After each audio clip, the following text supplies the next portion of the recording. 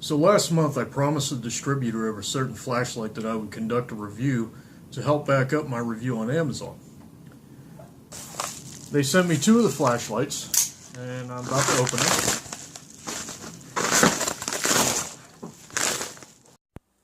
Let's stop right there. For those of you who didn't notice, there was a suspicious white powder that I was looking at that seemed to puff when I opened the envelope.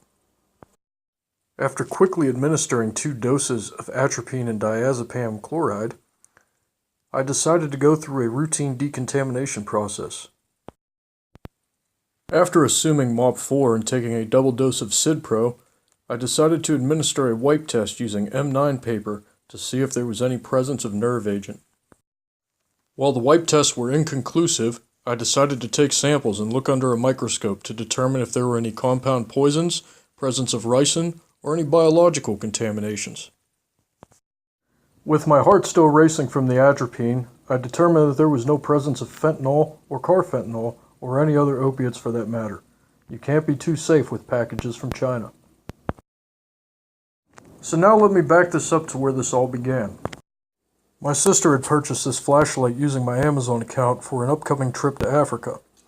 She needed the flashlight because, after all, it is the dark continent. As I stated in the review, I didn't buy this. Someone who doesn't know much about flashlights used my account to purchase this item. For $25, you could have gotten 5 of these. Me, I'm a headlamp guy. Until one becomes a hook, I'm going to need both my hands. Which is true on all accounts.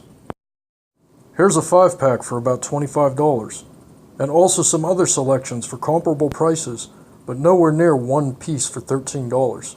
They're all of similar construction as well. But this one was branded as Amazon's choice.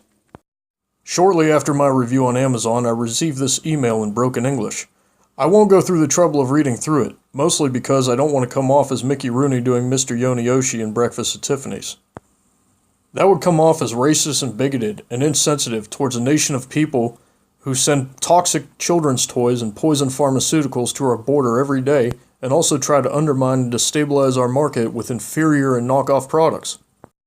The Chinaman tried to cajole and bribe me, which only offended my American sensibilities and irritated me further. He offered me double the product, and he offered me double the money in refund. I decided to take him up on this offer, thinking maybe I unfairly judged the product. I was determined to give an unbiased and honest review. The response and turnaround was swift, which is no small feat for the Chinese. These are: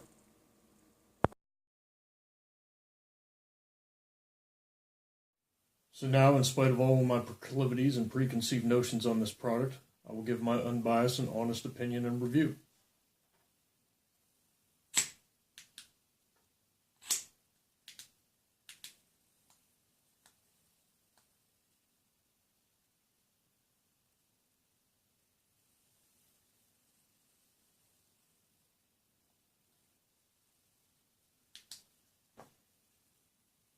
It's alright.